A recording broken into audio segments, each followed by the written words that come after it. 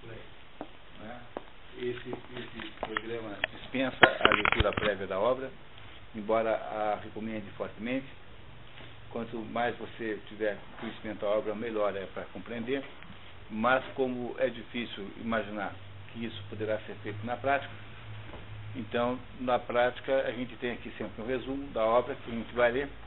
No caso dos noivos, há aí uma vantagem, porque um dos grupos de leitura aqui do CODEP andou lendo os noivos, não é? Direto, você esteve nesse grupo? Sim. Tá. Então, acho que aqui tem uma meia dúzia de pessoas, ou chega tanto, que já conhece os noivos, já leu a obra inteira. O grupo dos jovens também. Também o grupo dos jovens também leu os noivos. Os noivos é uma obra importantíssima, é o maior romance italiano já escrito até hoje, maior obra italiana do gênero romance, não é? A maior obra italiana do gênero literário qualquer que seja, a Divina Comédia, e Os Noivos é a maior obra italiana. Há uma porção de comentários importantes a fazer sobre o autor e a sua época, que ajudam a explicar um pouquinho os noivos, porque os noivos, e Promessi Sposi em italiano, é uma obra associada às perturbações do século XIX. A Itália, em 1820, é dividida em 8 reinados. A Itália, tal como a gente já conhece hoje em dia, ela é uma entidade do final do século XIX. Durante quase todo o século XIX, a Itália foi uma reunião de pequenos reinos, ducados, principados, alguns desses, os reinos de cima, todos aí submetidos ao Império Austro-Húngaro, sob influência austríaca. O nosso autor, Alessandro Manzoni, é uma pessoa deste século. Ou seja, ele viveu todas essas perturbações associadas, então, com a unificação da Itália, da qual participou o famoso Garibaldi, que foi esse Garibaldi que andou por aqui no Brasil, casou com uma brasileira chamada Anita, né? Anita Garibaldi, né? Que é brasileira. Ele não é brasileiro, ele não é nascido aqui, ele veio para cá fazer um pouco fazer um ensaio da bagunça que iria promover na Itália. Ele veio para cá como mais ou menos como mercenário, assim, querendo fazer uma experiência que envolveu isso aí nessas revoluções, na tal da Revolução Farroupilha, que houve aí no sul do Brasil, e depois voltou para a Itália, e acabou fazendo na Itália, sendo um dos artífices da unificação italiana, que foi um assunto extremamente complexo, que contou com inúmeros protagonistas, sendo que o mais importante de todos foi, afinal de contas, o rei Vittorio Emanuele, que foi o sujeito que acabou unificando a Itália e dando à Itália a forma que a Itália tem hoje. Isso só foi obtido no final do século XIX. A Itália e a Alemanha, mais ou menos na mesma época, foram os dois últimos países importantes da Europa, digamos, dos países centrais da Europa, né, centrais, a tomarem a forma nacional moderna. E Alessandro Manzoni esteve envolvido toda a sua vida nessa polêmica, foi um homem que andou tendo uma porção de atividades políticas, e ele foi, quando morreu, no final da vida, ele foi quase que uma imagem, né, quase que foi visto como um símbolo dessa Itália unificada, porque era um sujeito extraordinário, interessantíssimo, e filho tem uma biografia muito estranha. Ele teria sido, na verdade, filho de um outro homem que não o pai oficial que ele tem. A mãe dele era uma pessoa muito conhecida. Ela era filha do famoso jurista Beccaria, que escreveu uma obra que até hoje os estudantes de direito estudam, chamada Dos Delitos e das Penas, Cesare Beccaria. E ele teria sido filho ilegítimo de um nobre italiano. Enfim, isso também não tem grande importância. A verdade é que ele passou a vida toda dividido entre política e literatura. Ele não escreveu muito, e do que escreveu, seguramente Os Noivos é a maior obra. Fez um pouquinho de teatro, sem grande qualidade, fez um pouquinho de poesia sem grande qualidade. No entanto, de excepcional qualidade é o romance Os Noivos, o único romance que ele escreveu em vida. E uma das mais importantes consequências do romance Os Noivos é que vocês imaginam que um país que estava ainda dividido em regiões, até hoje isso é assim. Eu tenho um amigo que é italiano, quando todo mundo pergunta para ele se ele é italiano, ele fala assim: não, eu sou romano. Quer dizer, eles não aceitam a generalidade, o termo genérico italiano ainda é resistido, né? Ainda se resiste aí na Itália até hoje. Tanto é que a gente não percebe isso, né? Porque nós temos uma imagem da Itália unificada, mas lá na Itália eles falam dialetos em cada uma daquelas regiões lá. Eles falam uma língua diferente região a região, que nós aqui não temos, de que nós não temos muita consciência. E o Alessandro Manzoni, ao fazer esse romance, que tem duas versões, o engraçado é que aqui no Brasil você tem as duas para vender, e são ligeiramente diferentes. Ele faz a primeira versão, não é, no dialeto no modo de escrever, digamos assim, e faz a segunda versão em seguida, alguns anos depois, né, uma coisa como 12, 13, 14 anos depois, já com algumas variações de modo de falar que acabaram constituindo o italiano moderno. Quer dizer, isso que a gente chama de italiano moderno foi mais ou menos estabelecido no corpo da obra Os Noivos. Por isso, essa obra aí na Itália tem uma importância gigantesca. Todo estudante secundarista na Itália tem que ler Os Noivos. Por isso é que há uma certa implicância com a obra lá, porque acontece lá a mesma coisa que acontece aqui. Botar crianças para ler Os Sertões, por exemplo, que é um livro que é 50% absolutamente chato, que é um livro ilegível na sua primeira parte, e que não é para ler mesmo de verdade. Você tem que pular toda aquela parte de descrição fisiogeológica, porque aquilo lá não dá para ler mesmo, porque aquilo lá é muito chato mesmo. Se não sei que você seja uma pessoa técnica, você não tem a menor condição de entender o que é que ele está de fato dizendo, porque afinal, aquelas referências todas de natureza, de geologia, de agricultura, são todas referências ilegíveis e não fazem nenhum sentido para um leigo. A primeira parte dos Sertões, portanto, é um livro que não vale a pena ler. Então, em vez de pular logo, obrigam a ler tudo, aí criou-se um horror pela obra. A obra Os Sertões, na sua parte, digamos, ficcional, ou melhor, na sua parte dramática, né, em que ele relata os acontecimentos ligados a Antônio Conselheiro, é um livro muito bom, um livro extraordinário, vale a pena ler. Estou até fazendo uma resenha do livro agora, para uma revista que me pediu, mas a primeira parte, de fato, é muito chata. No caso dos Noivos, não há nenhuma comparação. Os Noivos são um livro agradabilíssimo, perto dos Sertões.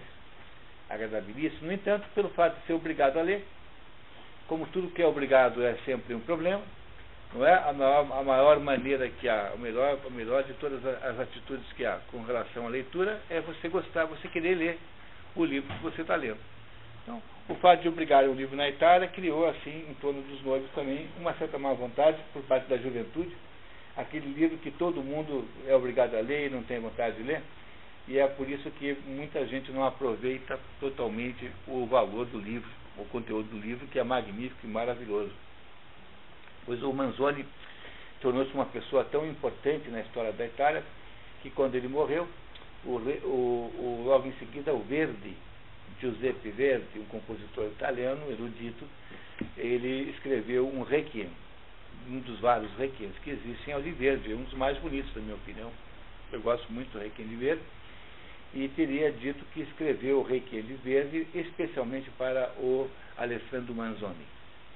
Tanto é que o requiem de Verdi é chamado frequentemente de requiem Manzoni. Tanto é a importância que Manzoni teve no século XIX. Manzoni é um indivíduo do século XIX numa Itália em formação, numa Itália, portanto, em organização, depois de muitos e muitos anos de fragmentação. Não é? Essa é a história, digamos, o mundo em que Manzoni viveu. E Manzoni esteve obviamente, envolvido o tempo todo com o problema da unificação italiana. E como é que Manzoni lidou com isso? Bom, ele não foi um carbonário. O carbonário era um grupo de ativistas de estilo maçônico que lutavam a favor da unificação, às vezes com violência.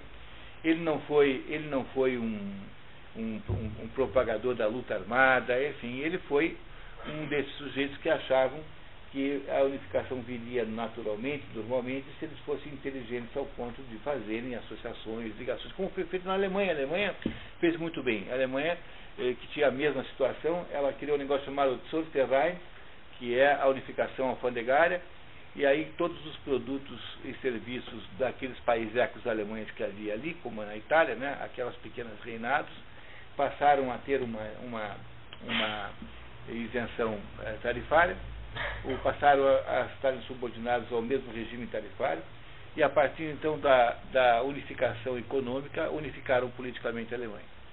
Manzoni queria alguma coisa assim também. É um homem muito sofisticado.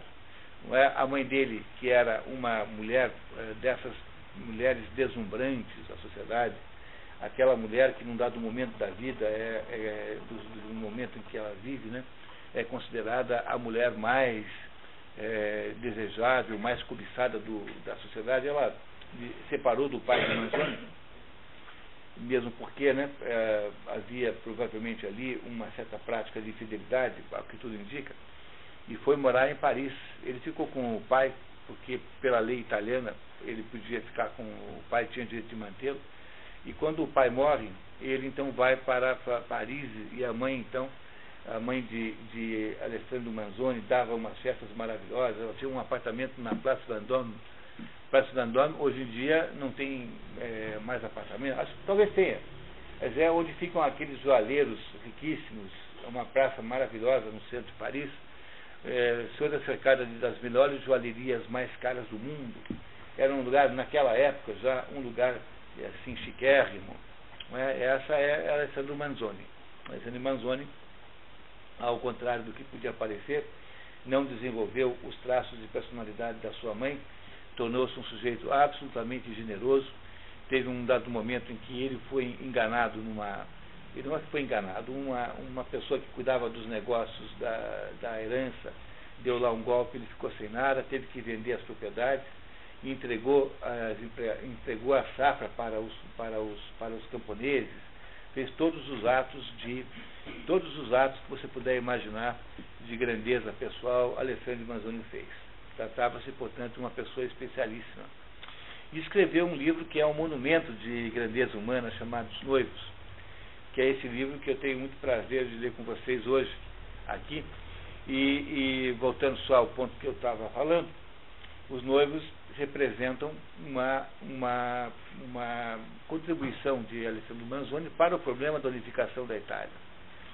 Porque a história que é contada nos Noivos é a história de um casal, de dois jovens, né, de um rapaz chamado Renzo e de uma mulher de uma menina chamada Lucia, né?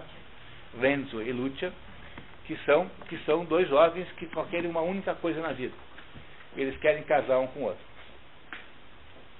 Eles olha lá. Eles não querem muito, né? Porque afinal, um objetivo de casar, desejo de casar, não é parece a vocês que é uma pretensão muito grande, muito exigente na vida? Parece que não, né? Não é de todos os objetivos humanos o mais difícil. Isso tanto é assim que a maioria das pessoas são casadas, incluindo dessa maioria os pobres. Os pobres casam também. Não é? Quer dizer, não parece ser alguma coisa fora do alcance humano, parece. Eles não querem ser presidentes da ONU, ninguém quer ser dono do Empire State, né? Ninguém quer casar ela com o Tom Cruise e ele com a Angelina Jolie. Não, eles querem casar um com o outro, que são dois jovens que moram lá numa vilazinha, numa região da Itália. Eles trabalham em seda. A localização dessa história é na região de Milão. A região de Milão é a região responsável pela produção de seda na Itália, não é? Como é Lyon na França, Milão na Itália, não é? Onde estão as grandes tecelagens e onde estão as duas grandes indústrias de moda do mundo. A moda no mundo é em Milão e Paris, porque justamente há a proximidade da fabricação das matérias-primas. E esses dois aí são dois funcionários de uma tecelagem, portanto são dois operários, e eles estão querendo casar um com o outro. Essa é todo o início da história. É por aí que a história toda começa. No entanto, essa região onde eles moram, né, quer dizer, esse pedacinho da Itália, não é um pedacinho independente, porque por força daquela situação que eu contei a vocês, a Itália tendo sido dividida em 8 reinos, cada um desses reinos era dirigido por um aristocrata, por um nobre. Mas as pessoas das famílias nobres casam-se com outros nobres, por uma razão de preservação até da nobilidade. E como eles casam com outros nobres, às vezes os casamentos são feitos com nobres de outros países. Você casa com a minha filha, então uma moça do condado aqui casa com o conde de um outro país. E as famílias então começam a se associar internacionalmente, né? Aí está cheio de exemplos assim. A Maria Antonieta, mulher de Luís XVI, era austríaca, não era francesa. E aqui a família real brasileira, né? A família real brasileira, a família Bragança, está associada à família Bourbon, que é a família Bourbon francesa. A cidade de Joinville, por exemplo, chama-se Joinville, porque uma das irmãs do Dom Pedro II, chamada Dona Francisca, casou com o príncipe de Joinville, que é um príncipe da família Bourbon francesa, e recebeu o príncipe de Joinville recebeu como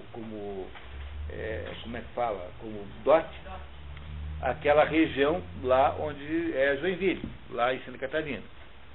Não é? E eles lá então, e aí como em seguida a esses acontecimentos, há aqueles distúrbios europeus de 1848, Joinville foi fundada no dia 13 de março de 1851. E em 48 houve aqueles distúrbios lá enormes que fizeram, então, acabaram com o que havia de nobreza na França. O príncipe de Joinville teve que sair correndo, fugido, nunca tinha estado aqui, não é? Já era casado com a Dona Francisca. E Dom Pedro I, não Dom Pedro II, desculpa. E teve que vender aquela gleba que tinha aqui no Brasil para alguém, e vendeu para um sujeito chamado Schroeder, que loteou aquilo e vendeu para os alemães que foram lá para Joinville. Então o príncipe de Joinville nunca esteve em Joinville, mas a origem da cidade está associada a essa ligação que há entre a família real brasileira e a família real francesa. Por que isso é assim? Porque os príncipes, as pessoas casam entre as famílias. Por uma força de um casamento desse, nessa localidade nesse reino onde acontece a história, na Itália, esse reino era governado pelos espanhóis, os espanhóis da família dos Filipes. Filipe II tinha sido o maior de todos os governantes espanhóis, no tempo em que a Espanha teve o seu maior poder relativo. Não é? No tempo em que a Espanha mais ou menos dominou todo o Mediterrâneo. E estamos falando aí do século XVI. A Espanha, depois disso, teve Filipe III, Filipe IV, etc., todos eles abaixo do valor e da importância de Filipe II. E por uma razão, isso tudo é absolutamente histórico, e aliás é preciso que eu não esqueça de contar para vocês que o romance Os Noivos o gênero do romance Os Noivos, o subgênero, é romance histórico. O que é um romance histórico? O romance histórico é o tipo de romance que foi inventado por um inglês chamado Walter Scott. Todo mundo conhece o Walter Scott porque escreveu aquele famoso romance Ivanhoé, que aqui a gente no Brasil chama de Ivanhoé, mas que na verdade é Ivanhoe. Né? O Ivanhoe, que é a personagem, quem tem assim uma certa idade já, lembra que tinha na televisão um seriado do Ivanhoé, não tinha quem perdesse o Ivanhoé. O Ivanhoé tem um seriado na televisão, né, em preto e branco ainda. Pois o Ivanhoé, que na verdade chama-se Ivanhoe, né, não é? Esse é uma personagem de Walter Scott. Foi o Walter Scott que inventou. né, essa ideia de pegar situações históricas reais e criar um enredo fictício. Não é? O Ivanhoe existiu. As circunstâncias políticas que ele viveu existiram. Agora, claro que o romance que ele tem lá com a fulana e que é atrapalhado pelo Beltrano, e não sei, isso tudo é invenção do artista. Compreenderam? Portanto, romances históricos são um pouco perigosos porque é preciso você aprender a distinguir o que ali é relato verdadeiro do que ali está apenas uma romantização. Pois quem inventou isso foi o Walter Scott, e o romance Os Noivos é um romance histórico na medida em que ele relata fatos que de fato aconteceram, são fatos reais que aconteceram na história, né, na história da Itália. E nesse momento aqui, no reino em que a história se passa, o governante é um espanhol, na verdade o rei não mora lá, porque o rei fica em Madrid, não é? Quer dizer, acho que é Filipe IV, Filipe III, mais XVIII, que é na verdade o governante ali, e tem um preposto que mora lá. Só que junto com esse preposto vieram uma porção de nobres espanhóis, e alguns são muito maus. E entre esses nobres maus está um fulano chamado Rodrigo, que está interessado pessoalmente em evitar o casamento de Renzo e Lucia. Mas por que ele está querendo evitar o casamento de Renzo e Lucia? Por uma absoluta e total futilidade. Porque ele fez uma aposta com outro nobre de que ele iria conquistar a moça até tal dia. Não porque ele tivesse interesse especial na moça, mas porque ele queria apenas ganhar a aposta. Ou seja, não poderia haver nada mais fútil, porque se ele ainda amasse a moça, tivesse desejo pela moça verdadeira, teria ainda alguma legitimidade o que ele fará para atrapalhar o casamento. Mas não, ele é apenas um sujeito fútil querendo atrapalhar o casamento dos dois. Então, o quadro da história é muito simples. Trata-se da Itália. A história passa-se muito antes da vida de Manzoni, portanto, ele vai lá para trás, no tempo, no século XVII, em que tudo isso está acontecendo. E a motivação que Manzoni tem é uma motivação, digamos, nacionalista, no sentido manzoniano da palavra, ou seja, ele não está propondo nenhuma espécie de rebelião, ele está propondo apenas que haja uma unificação dos interesses italianos para que haja um país chamado Itália, coisa que não tem nem no tempo da história de Renzo e Lucia e também não tem no tempo que Manzoni está vivo, 200 anos depois. E ele usa os acontecimentos verdadeiros e reais daquela época para contar uma história fascinante, uma história que influenciou centenas de outros escritores e toda uma geração, ou duas ou três, de italianos. Há ainda hoje um eco enorme dessa história na cultura moderna italiana. Portanto, é uma obra de grande impacto social, impacto intelectual e cultural, sobretudo. As duas personagens centrais são duas pessoas simples, os dois trabalham numa tecelagem de seda, portanto, são dois operários. Eles não têm nada na vida, a não ser o desejo de casar um com o outro. São pessoas jovens, né, tanto um quanto o outro. E nós vamos, então, entender o que vai acontecer na história, se vocês estiverem, por enquanto, satisfeitos com a nossa apresentação. Que tal? Podemos ir em frente? Eu vou ler, então, o resumo da narrativa. Publicado definitivamente em capítulos entre 1840 e 42, não é? Naquela época em que Manzoni escreveu esse livro, era muito comum a publicação do livro no jornal. Os jornais, não tinha novela na televisão, então tinha novela no jornal. Um livro, então, era publicado uma vez por semana, um capítulo, e as pessoas compravam, então, o jornal rigorosamente para poder ter a continuação da história. Aqui no Brasil também era assim, houve livros do Machado de Assis que foram publicados desse jeito. Depois que acabava de publicar a história inteira, saía em livro. Mas isso era comum. Na França era comuníssimo fazer isso.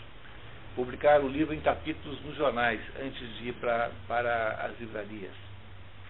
Então foi publicado em 40 e 42, essa é a segunda versão, aqui foi usada para fazer esse resumo.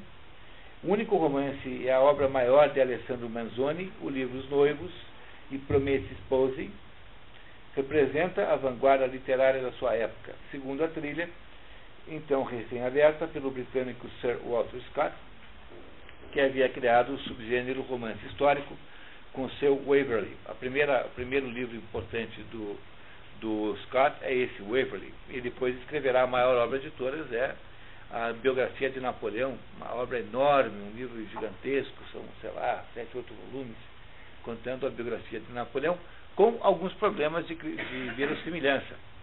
É o problema do romance histórico. Ele nem sempre consegue ser completamente fiel. Tá? A trama retrocede 200 anos para o Ducado de Milão, Ducado de Milão onde acontece a história, norte da Itália. Então, sob domínio espanhol, compreenda-se que domínio espanhol não porque a Espanha tenha conquistado o Ducado de Milão, mas porque o rei da Espanha era herdeiro do Ducado de Milão, por razões de familiares, né? Por tramas familiares, ele era o herdeiro. Sob domínio espanhol, envolve-se na Guerra de Sucessão Mantuana, reino contíguo. Mantuana é a região da Itália cuja capital é Mantova. Aqui nós chamamos de Mantua, mas em italiano é Mantova. Os fatos históricos são reais e precisos, incluída a peste, cuja impressionante descrição eternizou a obra, que alia ao clima trágico inigualável o humor cervantino que deságua na mais pura comédia no sentido dantesco. Às vezes, né? Nem sempre. Não é? A obra, portanto, é uma obra de grande dimensão literária, independente de qualquer coisa, é uma obra literariamente muito importante.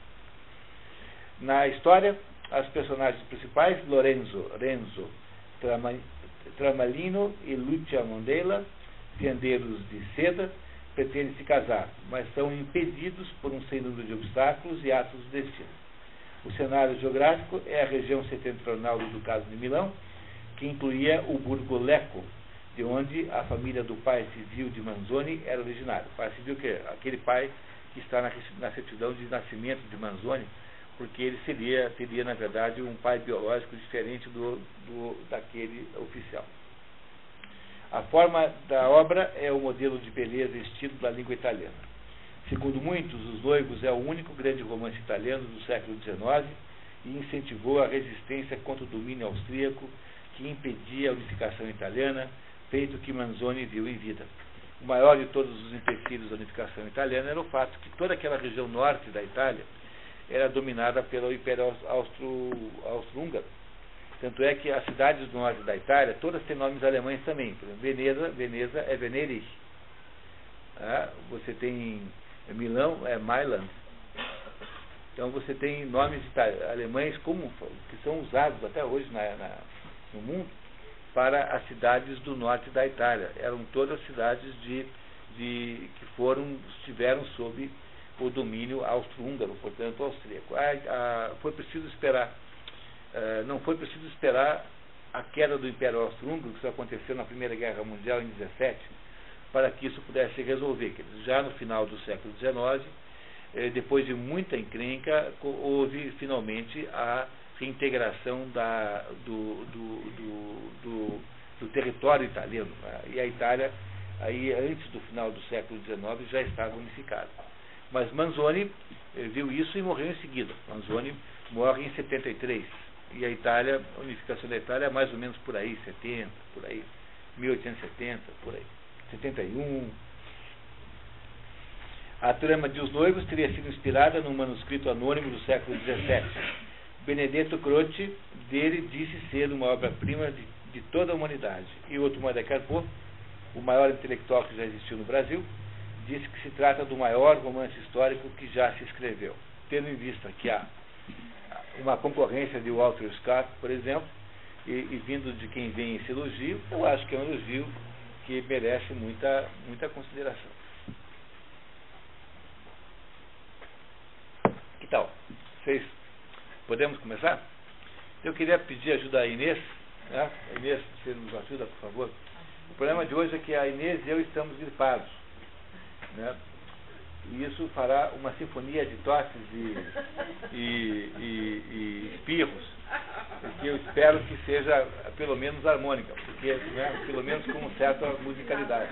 Então vamos lá. Né? E você está bem? Tudo bem. Tá? Então está certo. Tomou seu remédio? Eu também tomei o mesmo, tá?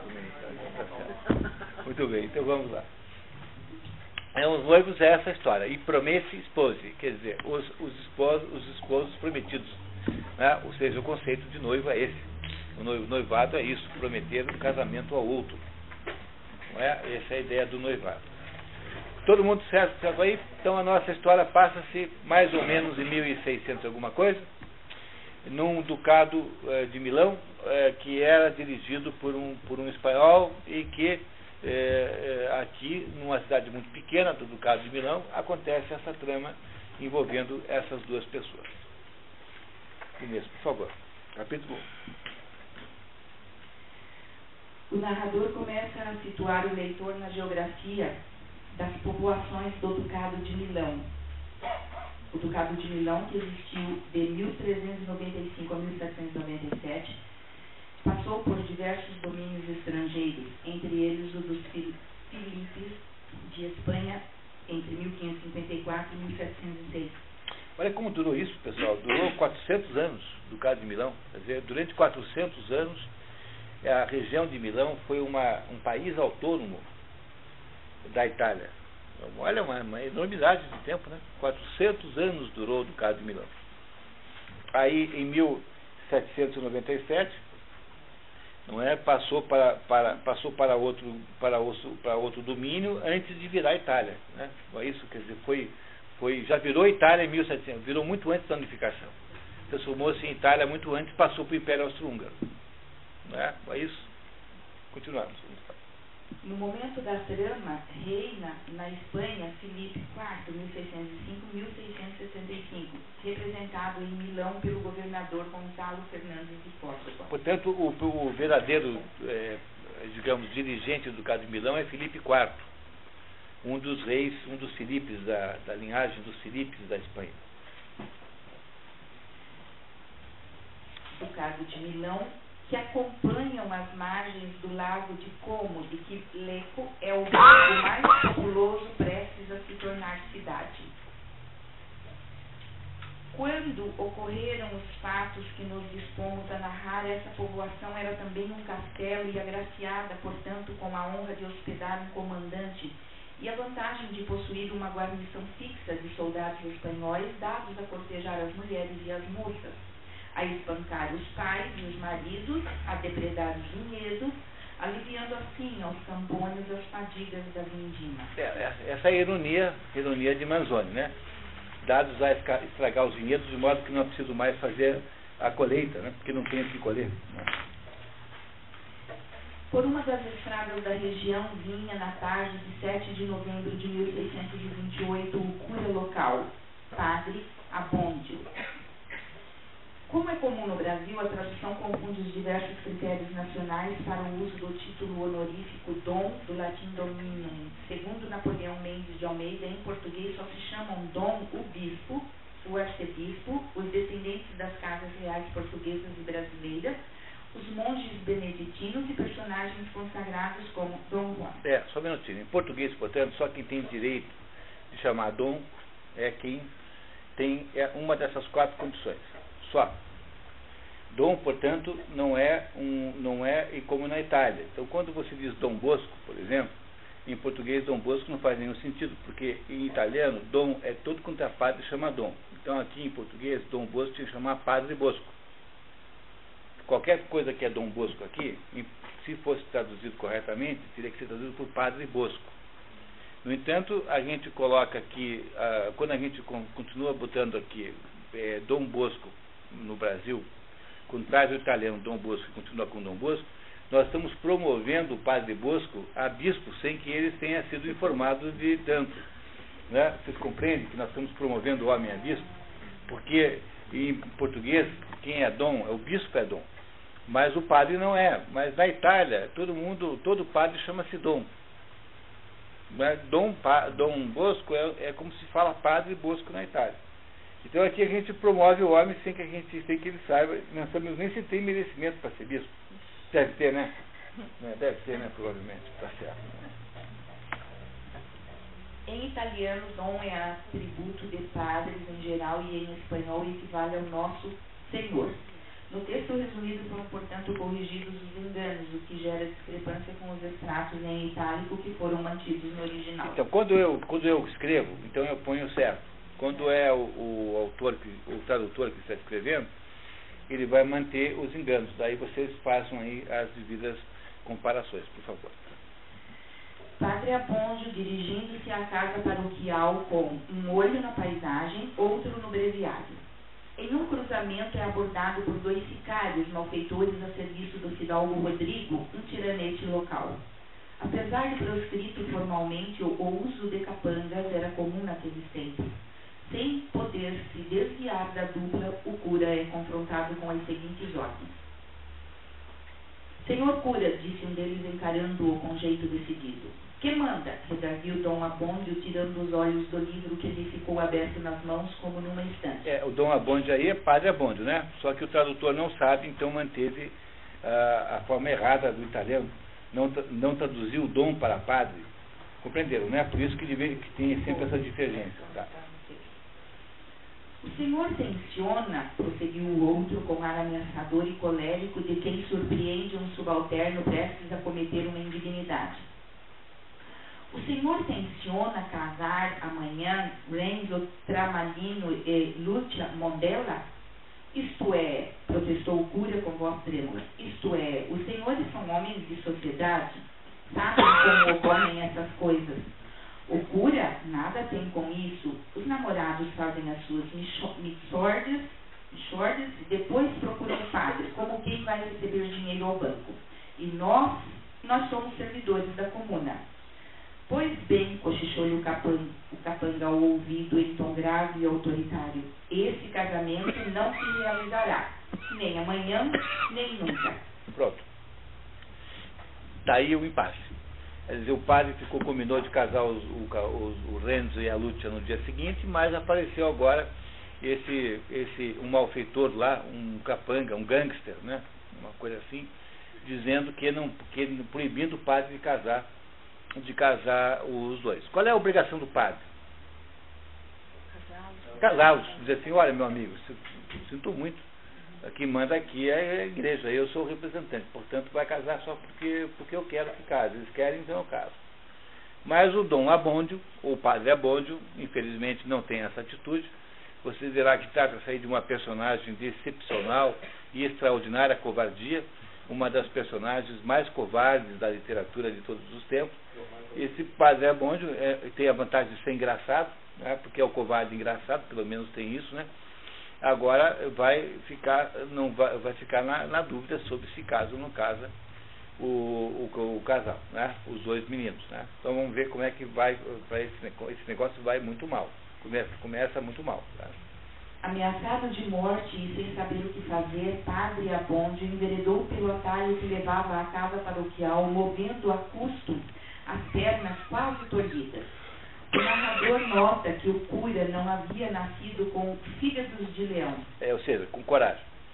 Sobretudo naquela sociedade em que quem usasse a libré de uma família soberba e poderosa gozava de plena liberdade de ação e podia zombar-se de todas as leis.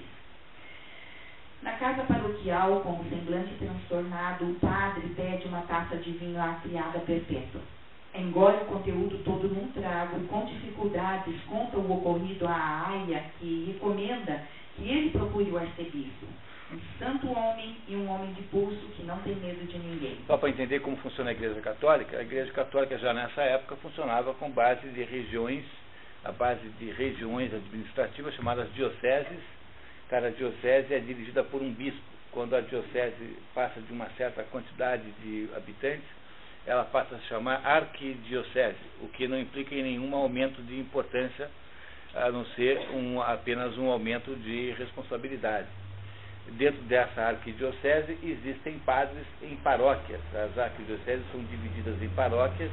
Em cada paróquia tem um ou mais padres, ou pode não ter nenhum também. Pode ter uma paróquia em que o padre do vizinho é que cuida, assim por diante.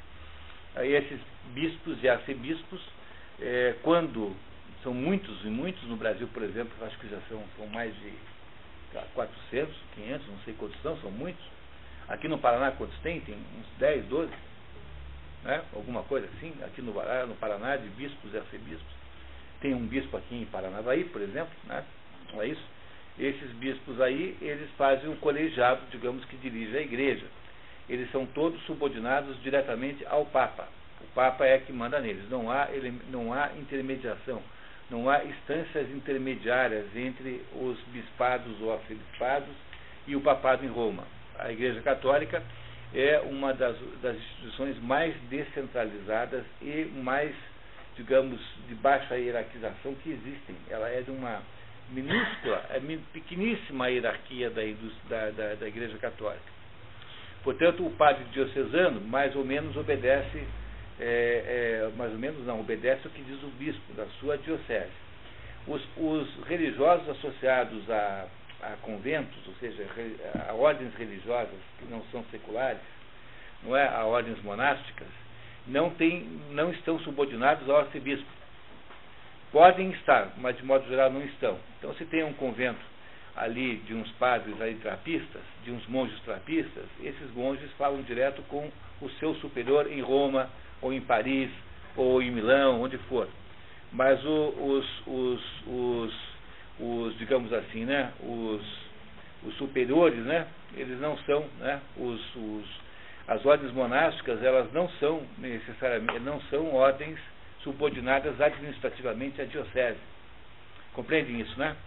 Então, uma freira que está no monastério, que é uma freira, sei lá, é uma freira, aí qualquer que seja ela, uma freira descalça, ela fala direto lá com a sua superiora e não está falando, e não fala com o padre. É claro que o bispo terá alguma autoridade moral sobre ela, mas ela não tem subordinação direta com o bispo, não necessariamente. Pode ser que uma ordem ou outra estabeleça uma subordinação local, aí eles têm que obedecer. Mas, em princípio, a Igreja Católica é de uma simplicidade organizacional enorme, enorme, enorme. É uma coisa espantosa que eles consigam ter uma igreja planetária com esta, digamos, com esta baixo processo de controle. No fundo, um bispo tem muito poder. O bispo, na sua diocese, tem muito poder relativo. Bom, continuamos. Tá?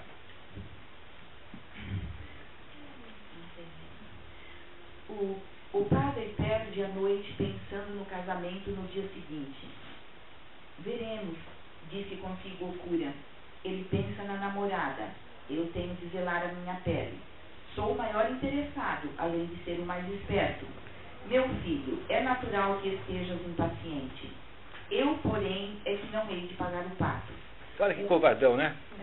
Não é o covarde, esse padre Amonde é o covarde, né, típico. Né?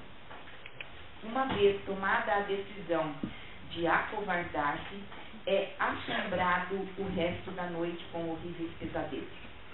Renzo Tramalino procura o padre Abbondio na manhã de seu casamento. O rapaz, com 20 anos, era fiandeiro de cedo e possuía uma chacrinha que recebera de herança e onde morava. Dá-se o seguinte diálogo. Venho, senhor cura, saber a que horas lhe convém que estejamos na igreja. Em que dia? Como em que dia? Não se lembra de que marcamos para hoje? Hoje, redarguiu Dom Abbondio com fingida estranheza. Hoje, tenha paciência, mas hoje não posso. Não pode? O que aconteceu? Antes de tudo, não estou bom, como vê. Lamento-o, mas o que tem a fazer é tão rápido e tão simples. Depois. Depois o quê? Depois há umas trapalhadas. Umas trapalhadas? Que trapalhadas? Se você estivesse no meu lugar, saberia os enredos que nascem desses assuntos, as contas que somos obrigados a prestar. Eu sou muito condescendente. Trato logo de remover os obstáculos, de facilitar tudo, de satisfazer os desejos alheios. E descubro a minha obrigação. Depois aturo repreensões ou coisa pior. Mas, em nome do céu, não me deixe assim aflito. Diga de uma vez o que há. Sabe você quantas e quantas formalidades são necessárias para celebrar direito um casamento? Alegando precisar examinar todos os possíveis impedimentos, error conditio, votum conatio, crimen cultus disparis vis, ordo ligamen, honestas sis affinis, pede ao noivo que tenha paciência. Alguns dias, meu filho, não são a eternidade. Então, o padre, de fato, não vai casar o casal no dia seguinte. E dá como desculpa a burocracia do direito canônico, porque o direito canônico estabelece uma porção de regras.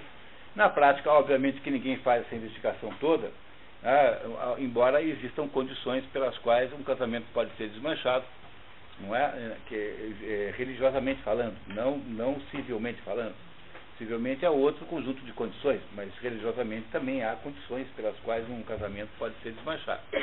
Então o padre, na verdade, só está querendo fazer um pouco de onda para fingir, né? O padre está querendo apenas ganhar tempo para ver se consegue salvar a pele, porque ele não quer confrontar lá o desejo do Dom Rodrigo, que é aquele tirano que está querendo impedir o casamento dos dois. Não é isso? Está claro isso, né? Muito bem, então continuamos. O rapaz, entre aborrecido e indignado, vai à casa da noiva comunicar-lhe que não mais se casariam naquele dia. No caminho, encontra a aia perpétua que lhe insinua a verdadeira razão do adiamento. Renzo volta à casa paroquial, entra, tira a chave da porta e obriga o padre a lhe contar com quem estava impedindo o casório. O padre acaba contando a verdade, enquanto Renzo ouvia entre o furioso e desorientado, imóvel e cabisbaixo. Muita razão, porque afinal de contas, né? O que ele fez lá para o outro, o que poderia haver nesse casamento de tão incômodo para que o outro tente impedir, não é? São duas pessoas pobres, dois jovens pobres querendo casar. Isso é alguma coisa muito... É pedir muito? É, por acaso, uma meta muito audaciosa na vida? Não é nada muito audacioso, é uma coisa meio natural, assim, muito que todo mundo acaba fazendo, a maioria das pessoas casa, né? A maioria das pessoas se casam, a maioria.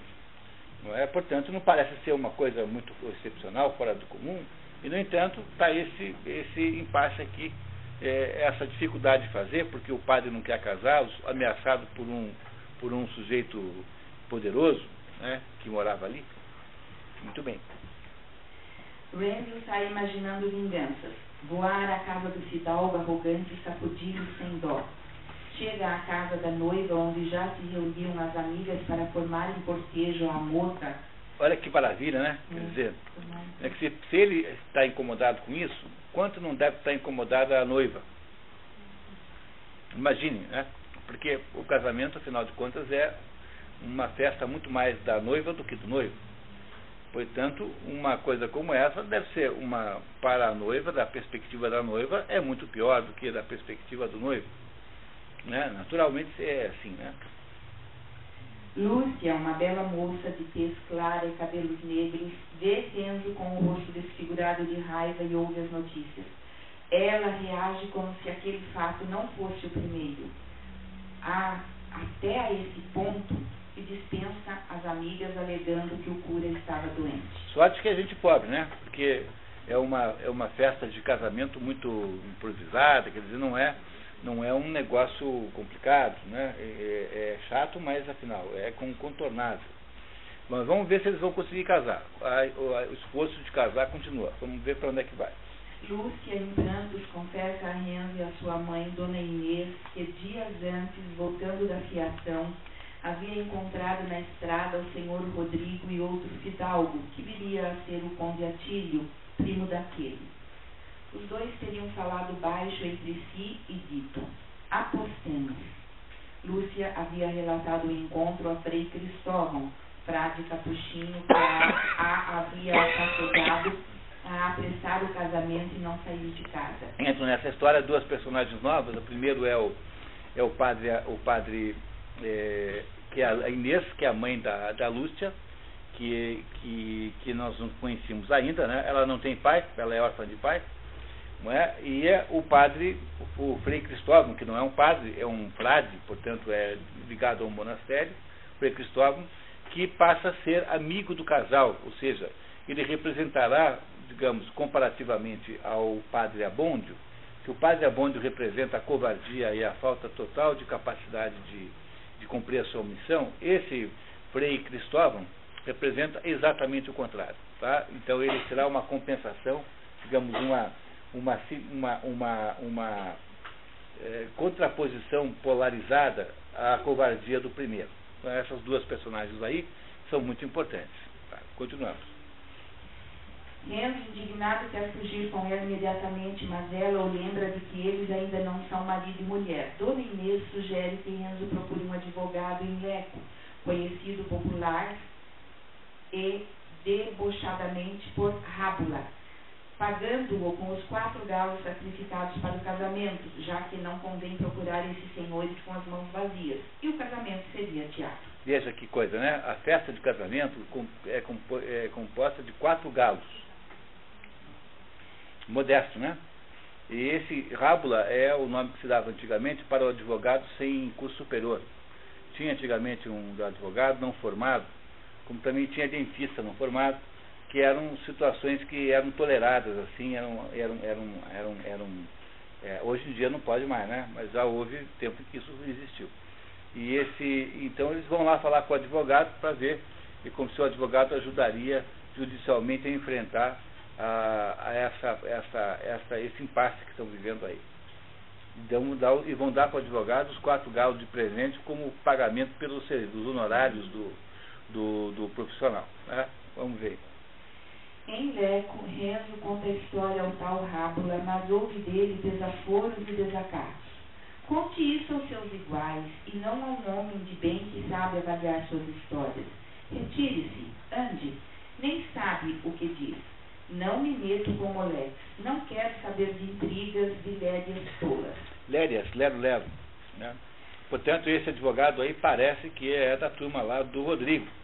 Por isso é que comportou-se assim. As mulheres são informadas do resultado da consulta ao advogado. Lúcia diz: algum santo há de valer-nos. Renzo sai, atormentado, repetindo: sempre há justiça no mundo. Sobre essa atitude, o narrador diz: prova evidente de que o homem desvairado pela dor não sabe deveras o que diz. Porque, de acordo com o narrador, nem sempre há justiça no mundo.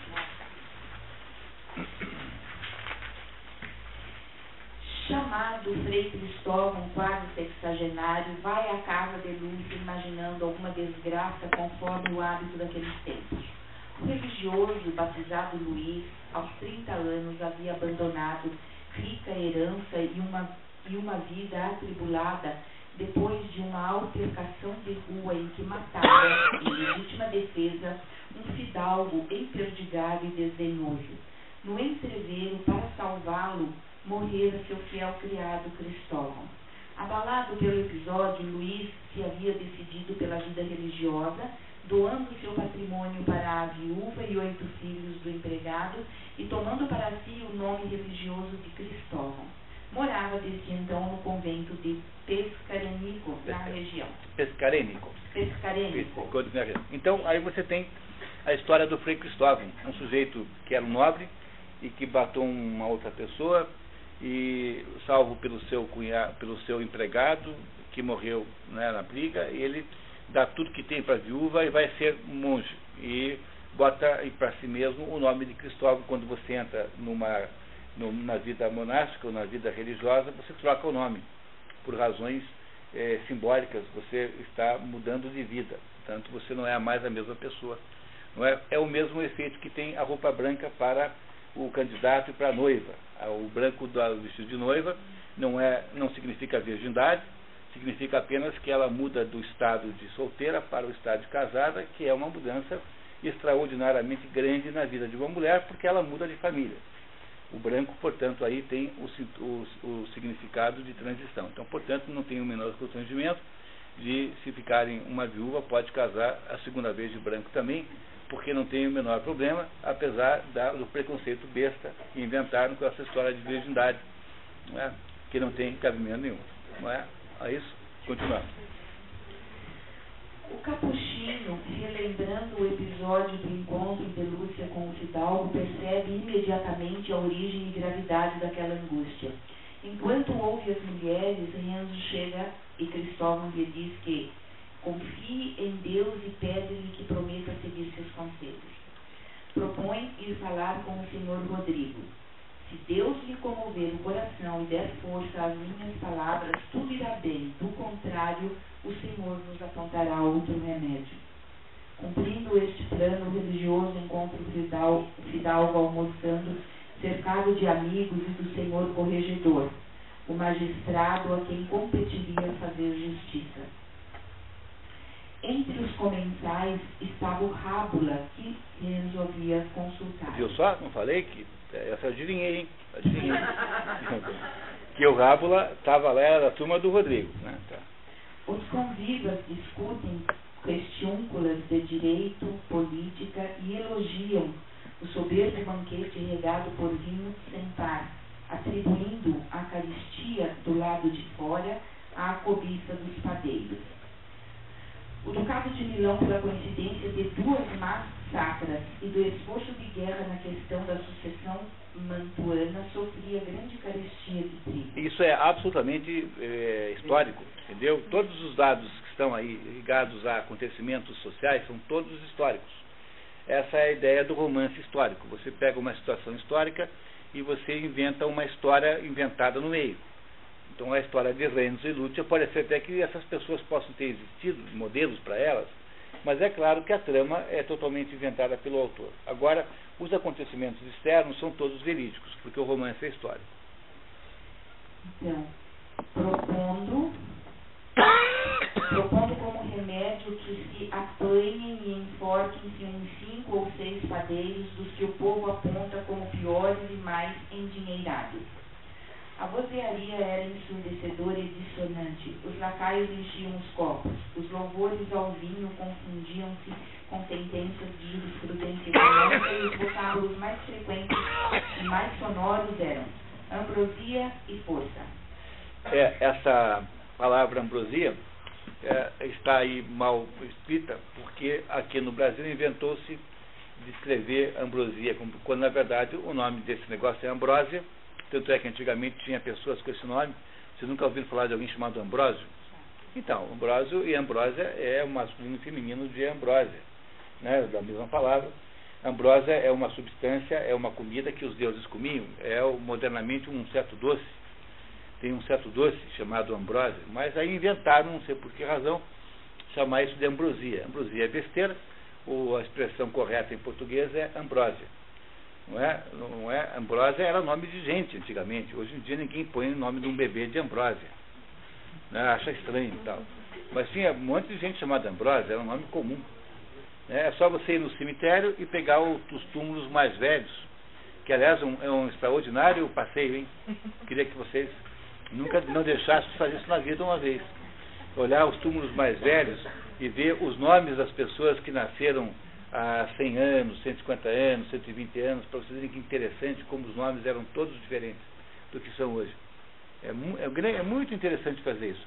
Em Curitiba tem um cemitério maravilhoso chamado Cemitério Municipal, onde essa experiência é um passeio que vale a pena fazer. Mas qualquer cemitério, em princípio, vale a pena. Tem que ter um cemitério assim, com defuntos antigos, né? Se também não tem graça com defunto muito novo, não dá certo. Tá? Continuamos. Vamos lá, então? A sós com o fidalgo, Frei Cristóvão pede-lhe um ato de justiça, dizendo que alguns malvados, usando o nome dele, andavam a assustar um pobre cura. Político, né? Estratégico. Olha, eu vim falar com o senhor aqui, porque parece que tem uns marginais aí que estão aí perseguindo o padre. Então eu vim aqui lhe contar isso. É claro que o outro sabe que é ele que está perseguindo, né? Mas, em todo caso, começa bem a conversa. Como o castelão resiste, o frágil lembra que os gemidos, as queixas do pobre chegam ao céu. A inocência é poderosa. Rodrigo declara que se quisesse ouvir sermões iria à igreja e que, já que o padre se preocupa tanto com Lúcia, que a mandasse buscar a sua proteção. O padre fica curioso com o cinismo do fidalgo e lhe diz, com o dedo em riste, que fala a alguém a quem Deus desamparou e já não mete medo. Rodrigo, irritadíssimo com aquele gesto de enfrentamento, expulsa o religioso que já havia recuperado a serenidade. Na saída, um criado de Rodrigo, dizendo querer salvar a alma, discretamente propõe ajudar o franciscano. Enquanto isso, os noivos e Dona Inês pensam em maneiras de consumar o casamento para o casal poder fugir legalmente. Dona Inês diz que seus nubentes se apresentarem ao padre de sopetão com 2 testemunhas e declararem-se marido e mulher, o cura teria de aceitar o fato consumado e confirmar.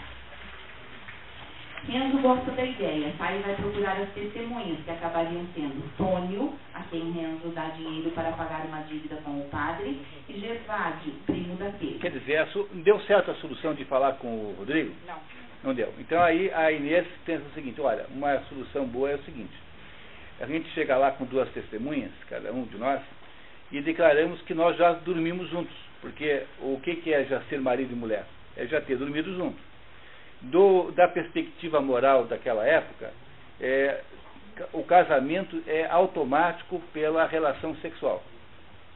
Ou seja, dormiu junto, casou. Acabou a história. Isso era assim também até bem pouco tempo. Não é? Quer dizer, isso não é uma coisa muito distante. Antigamente, até bem pouco tempo, tinha o tal do hábito de se casar na delegacia.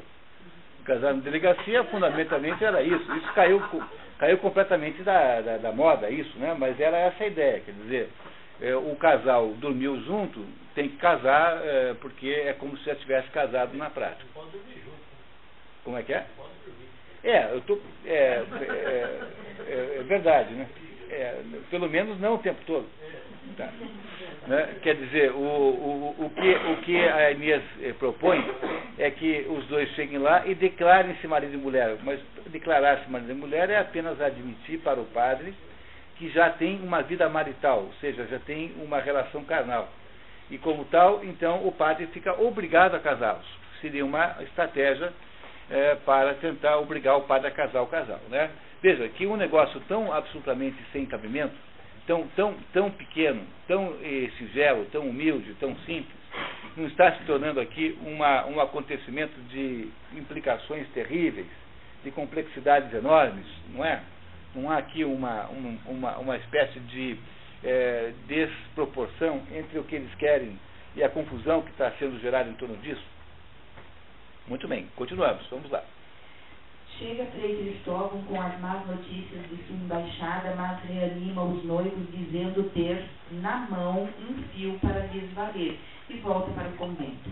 Renzo, que já havia negociado com as 2 testemunhas, não confia naquele plano misterioso e quer levar em frente a ideia anterior de casar à força, mas Lúcia está temerosa de começar a vida de casada usando subterfúgios, mentiras, fingimentos. Ela não quer começar a sua vida de casada usando um estratagema como esse lá, entendeu? Renzo, inconformado, quer fazer justiça matando logo um fidalgo. Lúcia se desespera porque contra os pobres sempre há justiça. Fora de si, Renzo ameaça matá-la. Você não será minha mulher, mas também não será dele. Trazido à serenidade pelas mulheres, que acabam concordando com a ideia do casamento forçado, Renzo combina com elas que estejam prontas ao toque do Ângelo. Até há muito pouco tempo, a vida de uma cidade era dirigida pelos diversos toques, ou seja, os diversos momentos em que o sino da igreja toca durante o dia. Então, o sino da igreja toca em determinados momentos, especialmente, que cada momento desse tem um nome, né? Essa orquestração da vida humana pelo símbolo da igreja, pelo sino da igreja, era o ritmo pelo qual a vida medieval funcionava. Hoje a gente não tem mais isso, né? As igrejas não têm mais toques simbólicos e tocam de hora em hora, né? Bom, ainda toca aqui, ainda bem, né? Pois é, mas isso numa cidade grande já não tem mais, quer dizer, você toca de hora em hora para o pessoal acertar o relógio. Por que a igreja toca? Por que tem o sino da igreja? Porque é para acertar o relógio, para saber que são 4 da tarde, ou 5, ou 6, ou 7, ou 8, ou 9. Mas antigamente era assim, embora essa história não seja medieval, durante muito tempo era assim que funcionava o ritmo da vida humana, ou seja, a vida humana na cidade ela era mais ou menos orquestrada pelos diversos passos religiosos que iam estabelecendo os passos da vida das pessoas. Vamos lá então. Enquanto isso, no castelo, o senhor Rodrigo e seu primo, o conde Atílio, conversavam sobre a aposta. A aposta consistia em que Lúcia, até o dia de São Martinho, 11 de novembro, deveria estar no palácio de Rodrigo. Se ela não viesse, seria vencedor o conde Atílio. O conde debocha de Rodrigo, insinuando que o padre o havia convertido. Preocupado, no outro dia, Rodrigo chama seu sicário mais fiel, Griso, e lhe diz que Lúcia teria de estar em seu palácio antes do dia seguinte. Sicário é capanga, né? Capanga. A ideia era raptar Lúcia naquela noite mesmo, assustar Dona Inês e dar em Renzo tremenda surra para desestimulá-lo de ir à justiça proclamar suas razões, e que não a maltratasse. Estes preparativos chegam ao ouvido do criado aliado que vai alertar Frei Cristóvão. Enquanto isso, cumprindo o plano, os sicários do fidalgo escondem-se em uma casa tida por mal assombrada e cuidadosamente vão se infiltrando na vila. De fato, Renzo, num restaurante jantando almôndegas com as testemunhas, Tônio e Gervásio, repara na presença de sujeitos estranhos que indagam ao taberneiro sobre ele. Bom, então aí o Rodrigo, né, querendo não perder a aposta, combina então esse rapto da garota, só que ele não sabe que ele foi ouvido, e aquele criado que é amigo do Frei Cristóvão, que quer salvar a sua alma, avisa o Frei Cristóvão que vai haver aquele golpe, né, aquele rapto. Não é isso? E agora então vai acontecer uma ação muito importante na história, que vamos ver se dá certo a tentativa de rapto que fazem então do casal, né, do casal não, da Lúcia, né? Tem que raptar a Lúcia. Quando entardece, depois do Ângelus, Renzo e companheiros dirigem-se para a casa de Dona Inês, de onde, todos juntos, vão à casa paroquial. Tônio, usando a desculpa de pagar a dívida ao padre, convence Perpétua a chamar o cura em tão inusitada hora. Enquanto o padre passa com satisfação o recibo do pagamento da dívida de Tônio, o fiandeiro toma o braço de uma Lúcia toda trêmula e irrompe na sala. O Tônio é uma das testemunhas, né? Que só topou ser testemunha porque o Renzo deu para ele o dinheiro para ele pagar a dívida para o padre. E com isso o padre iria recebê-lo, né? Esse padre Abôndio. Aí o Renzo diz: Senhor cura, declaro em presença dessas testemunhas que esta é minha mulher. Quando Lúcia vai dizer o mesmo, o padre tapa-lhe a boca, deixa cair o candeeiro e grita: Perpétua, Perpétua, socorro, traição. Dá para imaginar a cena? Ela querendo dizer assim: eu também sou... O padre impede, porque não pode falar de jeito nenhum, porque se ela disser isso, ele ficou obrigado a casar os dois, e o padre tem que impedi-la então de declarar que ela é mulher do Renzo. Não é? Então, uma cena absolutamente de cervantina, é isso que está aí no início dito como cena cervantina, uma cena de pastelão, como só Cervantes foi capaz de fazer na literatura. Não é? Muito bem.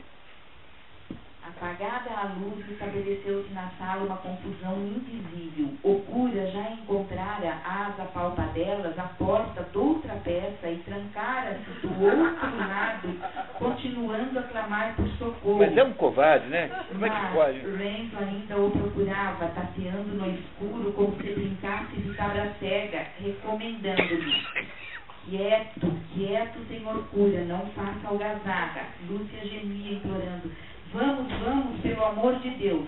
E ao passo que Tônio rastejava de gatinhas, buscando no chão um recibo, Gervásio, excitado e assustadiço, procurava a saída. O sacristão Ambrósio, assustado, agarra-se ao sino de alarme e toda a cidade fica de pé. Há uma cena do Dom Quixote muito parecida com essa, que é uma cena numa taberna, em que, lembra da Maritornes? Em que o Dom Quixote supõe que a Maritornes estava indo lá namorá-lo, né? E aí começa uma briga, não é? Aquela briga da Maritornes, é exatamente como essa. Eu imagino que o Manzoni tenha se inspirado no Cervantes para fazer essa cena. É muito improvável que não tenha se inspirado. Enquanto isso, os sicários de Dom Rodrigo tomavam de assalto a casa de Dona Inês, onde não encontram ninguém, pressentindo algo errado, retiram-se rapidamente, quase em fuga. Deixando a paróquia, ansiosos por se porem a salvo, os noivos são interceptados por Domingos, um menino que trazia mensagem de Frei Cristóvão para que se refugiassem no mosteiro com urgência. Enquanto o casal, Dona Inês Mondela e Domingos, tomam um atalho para o mosteiro, populares chegam ao presbitério. O cura os pacifica, interessado em esvaziar o assunto, mas um vizinho de Dona Inês diz à turba que gente armada iria matar um peregrino e a celeuma recomeça. Acudam, camaradas, ladrões ou bandidos, fogem como um romeiro, já saíram da vila, peguem os marotos. Chegando à casa de Dona Inês, a multidão vê marcas de arrombamento e julgam que as mulheres teriam sido raptadas. Como o milhastre arrebata os pintos.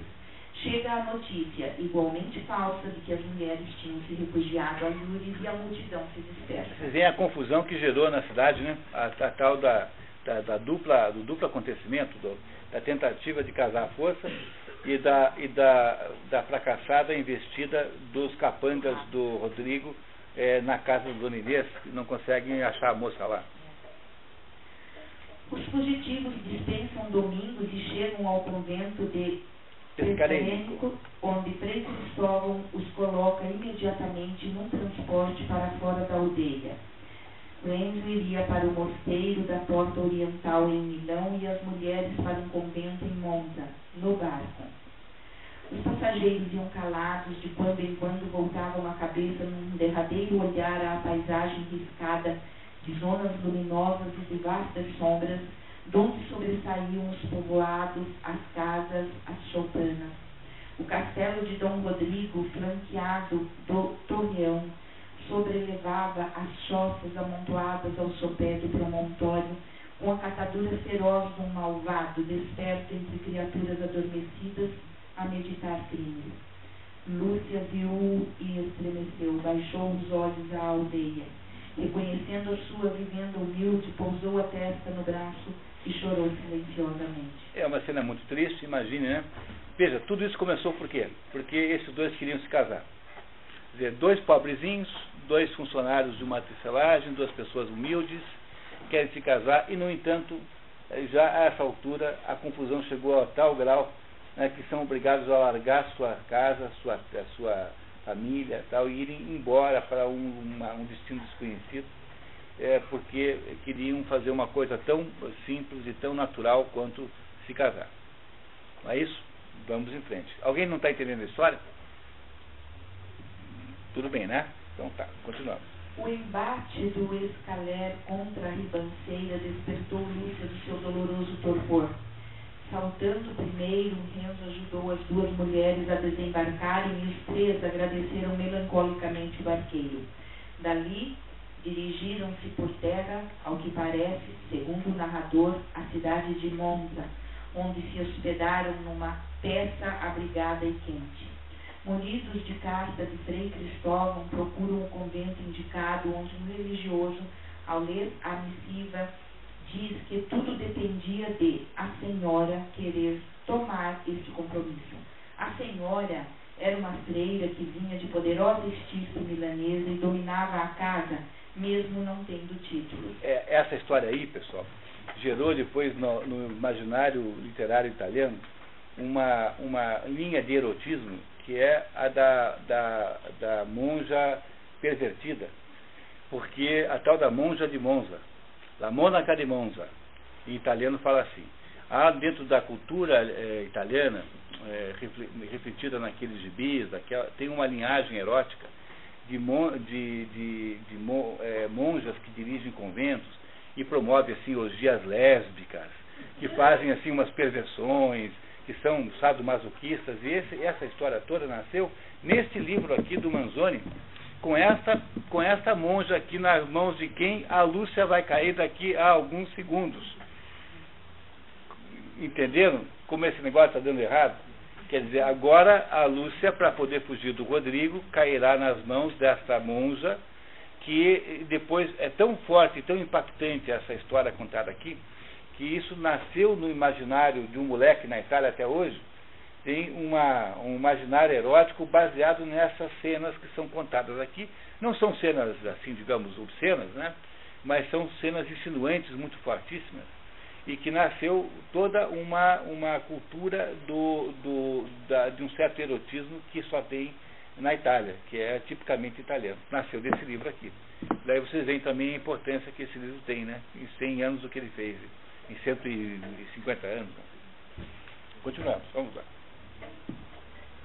Lúcia e Inês chegam ao claustro, onde encontram a senhora, uma freira de 25 anos, dando a impressão de uma extraordinária formosura, mas de uma beleza triste e sem viço, que daria a um observador, segundo o narrador, a impressão simultânea de ternura e ódio. As fugitivas contam de sua saga, que a senhora ouve com curiosidade maliciosa. Imagine a cena. Não, minha filha, você veio para o lugar certo. Ainda bem que você veio para cá. Entendeu? É a cena da raposa elogiando a escolha que a galinha fez de entrar na sua toca. Né? Não é isso? Né? Fez muito bem, aqui é ótimo, aqui é o lugar certo. Né? Entendeu? É isso. Batizada Gertrudes, a senhora era a filha mais nova de um grão-senhor milanês que a havia destinado, junto com o irmão mais novo, ao convento, a fim de não dispersar seu patrimônio. É só um herdar, né? Um só herda. Estava ali desde os 6 anos e, por causa da posição do pai, tinha grande influência. No entanto, no íntimo, anelava subtrair-se ao claustro, participando do fausto secular. Ela não tem vocação religiosa, embora esteja lá no convento, né? Sua religião, despida assim de sua essência, já não era religião, mas uma sombra como as demais. Segundo comentaristas, essa monja mônaca de Monza teria de fato existido e inspirado um gênero de licenciosidade na literatura italiana, o das religiosas pervertidas. Conforme a praxe, Gertrude havia passado 1 mês em casa antes dos votos para ter sua vocação avaliada por um padre examinador, o vigário das freiras. A contragosto, para agradar o pai, Gertrudes havia mentido ao vigário sobre sua vocação, apesar de uma saudade incessante da liberdade, o tédio de sua situação, o travo dos desejos que jamais lhe seria dado realizar. Exaltava-a e lhe doía a sua formosura inútil. Torturava-a a pensar em que a sua mocidade definaria num lento martírio. Gertrudes fora, logo após os votos, nomeada mestra de educandas, onde pode dar largas ao seu gênio despótico, aos seus caprichos malévolos, ora punindo as discípulas pelo mínimo deslize, ora excitando-lhes com artes diabólicas as turbulências. Veja, não era um bom lugar para a Lúcia ir parar, né? Não é isso? Veja, que desgraça, né? Ela só queria casar com o Renzo. Tudo que a menina queria era casar com o Renzo. E agora os dois são fugitivos, né, do Rodrigo, e agora a Lúcia não vai para o lugar mais, digamos, apropriado, né? Mas vamos lá. Na medida em que Gertrudes percebia o poder que tinha, passou a agir cada vez mais escandalosamente, incluindo fazer desaparecer uma freira que a ameaçara e envolver-se carnalmente com Egídio, um celerado libertino prisioneiro de certas dependências do mosteiro. Aprovadas pela senhora, as fugitivas foram finalmente alojadas na moradia recém-desocupada pela filha da zeladora e passaram a fazer parte do pessoal leigo do convento. Enquanto isso, os sicários voltam, cabisbaixos e vexados, ao palácio do senhor Rodrigo, que não esperava outro resultado que o sucesso do rapto. O fidalgo conclui que há entre eles um espião e dá ordens para vigiar a casa de Dona Inês a partir do dia seguinte. Só não sabe que a Dona Inês sumiu com a filha, né, e com o Renzo, que foram embora. Ele não sabe isso, né? O conde Atílio, ao saber da história, responsabiliza Frei Cristóvão e promete buscar em Milão, junto ao seu tio, um político importante, ajuda para perseguir o monge. No dia seguinte, Rodrigo dá-se conta de que Renzo, Lúcia e Inês haviam fugido. Com pouco esforço de pesquisa, descobre que as mulheres estavam num convento em Monza e que Renzo estaria em Milão. Manda Grisa em nova missão para estudar as condições para o rapto de Lúcia em Monza. Voltando um pouco na trama, Renzo havia chegado a Milão no dia 11 de novembro com uma carta de Frei Cristóvão para Padre Boaventura, do convento da Porta Oriental. 11 de novembro não é o dia que a moça tinha que estar lá, na pior hipótese? Não é? Muito bem. No caminho do mosteiro, encontra vários sinais de fartura, como farinha deitada no chão, pãezinhos de trigo jogados sobre arbustos e camponeses carregando sacos de trigo nas costas. Julga que há muita fartura em Milão e que inventam que há carestia em toda parte. Quando reflete melhor, conclui que se trata, na verdade, de um saque. Enquanto espera ser atendido pelo padre no convento, percebe tumulto na praça e vai verificar.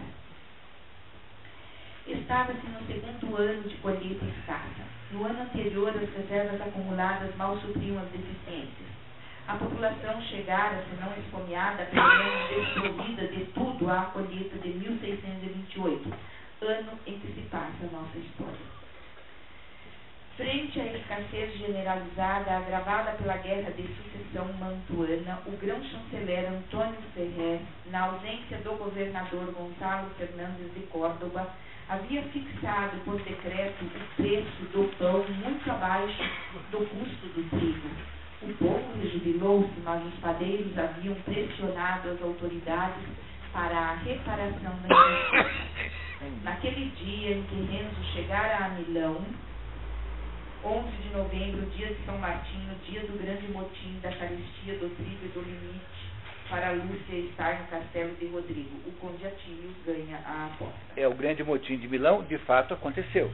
Todos os fatos externos são reais, porque o romance é histórico. Tá? Então, o motim aconteceu. Nesse dia, então, ficcionalmente, depois de ter deixado a noiva lá com a monja de Monza, não é? E ele agora vai, a noiva é a sogra, né? Futura sogra. E ele agora vai para Milão. Separam-se os dois, né? E vai lá tentar ir a um mosteiro que lhe daria a guarida a pedido do Frei Cristóvão. O Frei Cristóvão, por sua vez, começará a ser perseguido direto de Milão, porque, afinal, o Frei Cristóvão é tido pelo Rodrigo como sendo o autor intelectual da fuga das mulheres. De fato, foi, não é? Vejam que complicação toda só para poder casar, não é? Muito bem, continuamos. Bom, naquele dia, então, em que Renzo chegara a Milão, o povo revoltado havia saqueado as padarias, apesar da intervenção da polícia. Aos poucos, a revolta se voltava para o vigário do abastecimento. Vigário do abastecimento era o nobre escolhido todos os anos pelo governador entre 6 fidalgos propostos pelos conselhos dos decuriões para garantir a oferta de alimentos. Tudo isso é histórico. A palavra vigário não deve nos assustar. A gente fala de vigário, de modo geral, para o padre que é titular da paróquia, mas vicarium significa aquele que está no lugar dele, aquele que, portanto, é o representante. Portanto, o vigário pode ser qualquer um. Não é qualquer pessoa pode ser vigário no sentido amplo da palavra, mas na prática a gente só usa para fins religiosos, então parece estranho falar em vigário. A gente pensa em padre, mas não é padre, não. O vigário é aquele que está no lugar de outro. Portanto, é aquele que representa uma outra coisa. Né?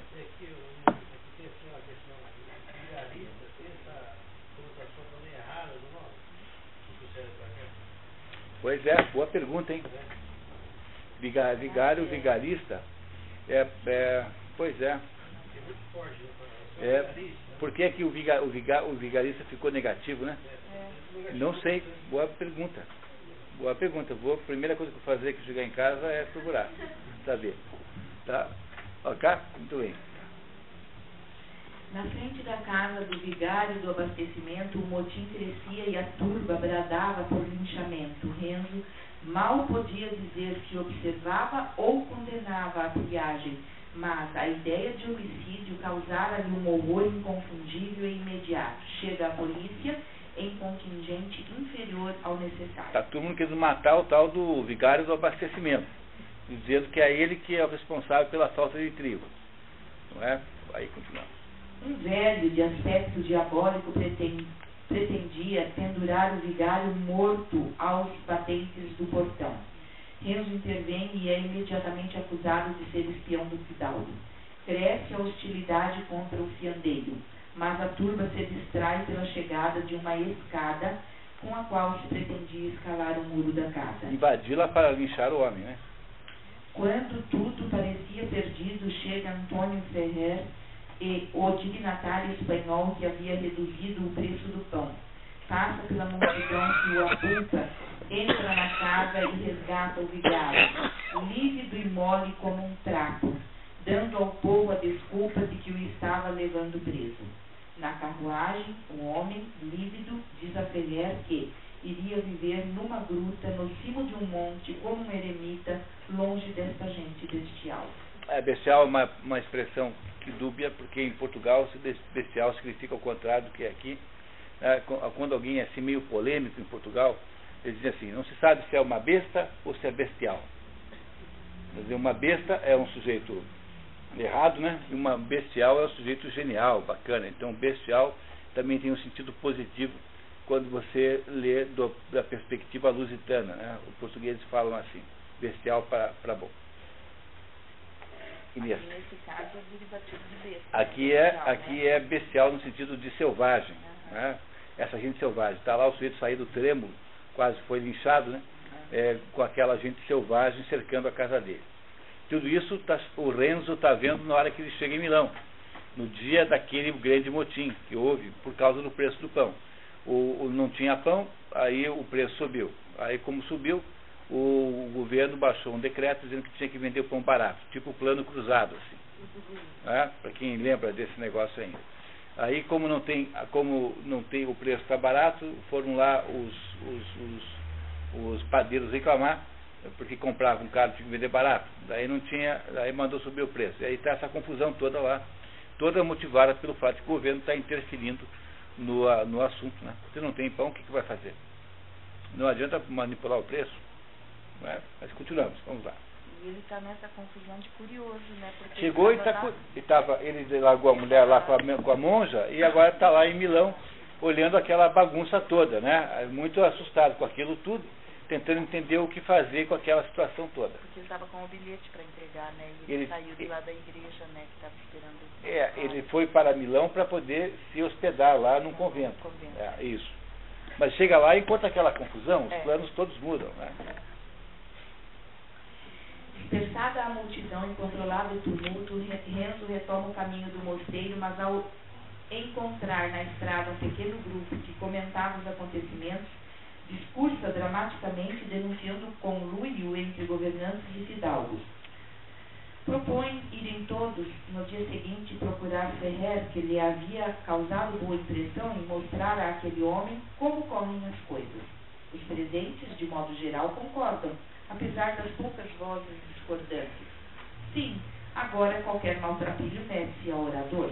Acho que não foi uma boa ideia ele resolver se transformar, né, meter-se politicamente naquilo. Resolveu fazer um discurso na praça pública, né, e tomar providências, etc, etc.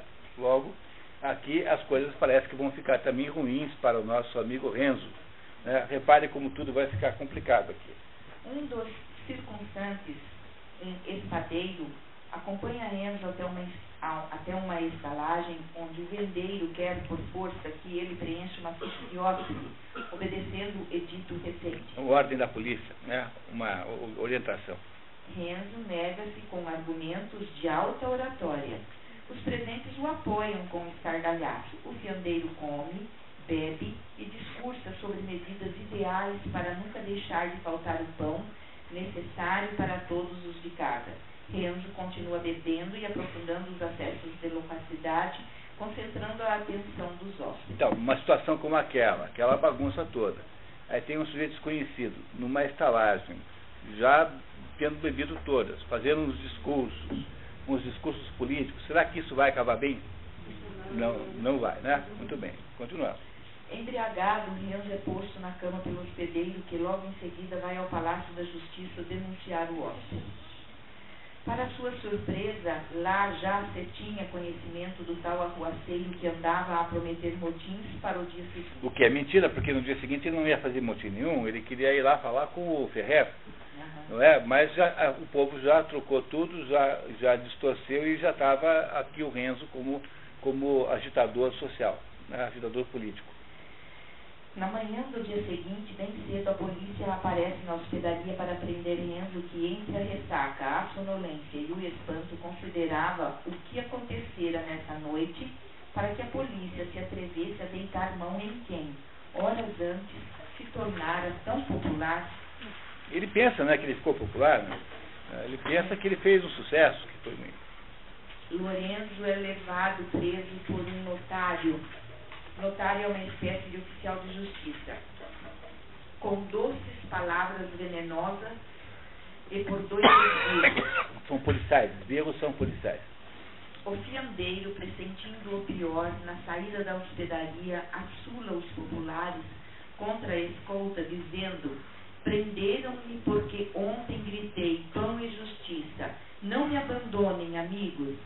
Crescentemente pressionados pelo povo que os cercos policiais deixam Renzo fugir e desaparecem por entre a aglomeração.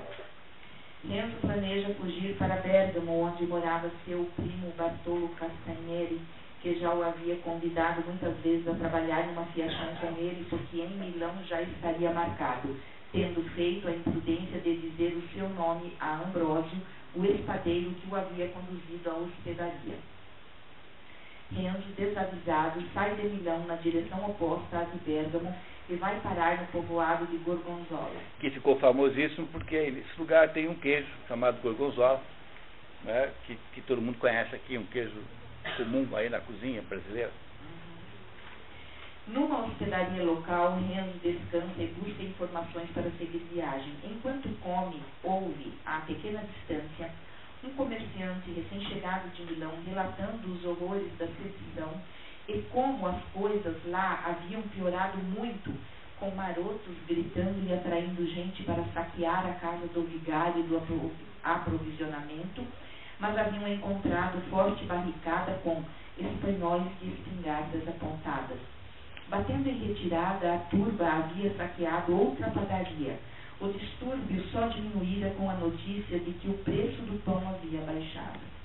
Renzo fica sabendo também que à noite muitas prisões haviam sido feitas e que os cabeças da rebelião, os forasteiros, iriam ser enforcados. Que é o caso dele, né? Né? Não sei, parece ser uma boa notícia essa para o Renzo.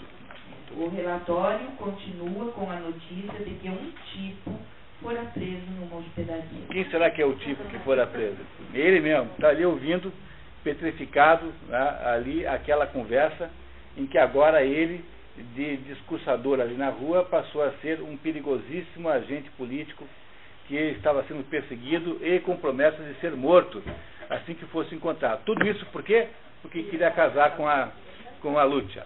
Não é? Mas isso, as coisas não estão dando certo, né? O que vocês acham? Não vai bem, né? Tá? Vamos lá, mais um pouquinho. Esse viera não se sabe de onde nem a mandado de quem, mas era sem dúvida um dos chefes. Já ontem, na arruaça, fez o diabo. Não se contentando com isso, pôs-se a pregar que se exterminassem os fidalgos. Velhaco, de que viveriam os pobres se não houvesse gente rica? A polícia deitou-lhe as garras para o engaiolar. Achou-lhe no bolso um maço de cartas, mas qual? Os da Súcia rondavam por lá e livraram o bandido. O tipo havia fugido ou se escondido em Milão e as cartas que haviam sido achadas com ele haviam, segundo aquele relato, desvendado toda a cabala. Pronto, era um conspirador perigosíssimo. As cartas mostravam suas ligações com entidades estrangeiras, enfim, o que fosse. E agora ele está ouvindo isso falarem dele, né? Está ali ouvindo ali a poucos metros, ali naquele restaurante, no caminho para Bérgamo, para onde ele está fugindo desesperadamente, em carreira desabalada. Não é? Muito bem.